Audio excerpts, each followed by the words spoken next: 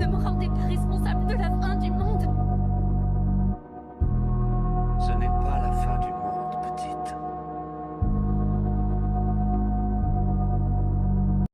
C'est le début d'une nouvelle ère.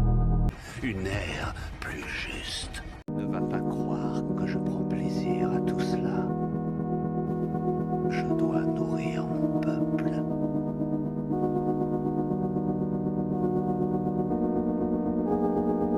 Quoi qu'il en coûte. On n'a rien contre les Ukrainiens, et pour eux je pense que c'est pareil.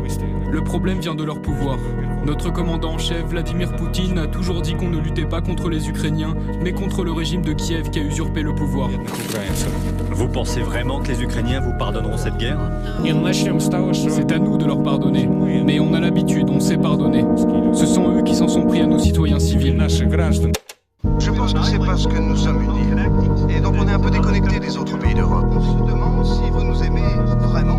Et comment a commencé en vous cette impression? Peut-être parce qu'il y a quelques années, nous avions un grand empire. Et le reste de l'Europe était certainement un peu jaloux de notre pouvoir et de notre puissance sur le monde. Depuis l'indépendance, il y a 30 ans, le gouvernement ukrainien nous a oubliés. Il a détruit toutes les usines. Il y en avait 20, il n'en reste que 5 ou 6. On était bien sous l'Union soviétique, nos parents avaient du travail, on vivait sans problème. Je ne pense pas du mal des Russes. Et je les comprends parfaitement. Eux aussi, ils ne veulent pas de cette guerre.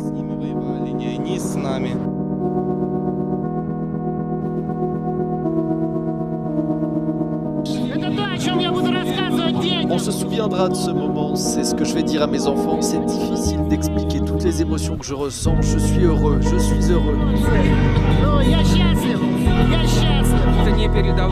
C'est indescriptible, ce sont des émotions inoubliables. Nous subissons cette situation depuis 8 ans et enfin, nous sommes la République populaire de Donetsk.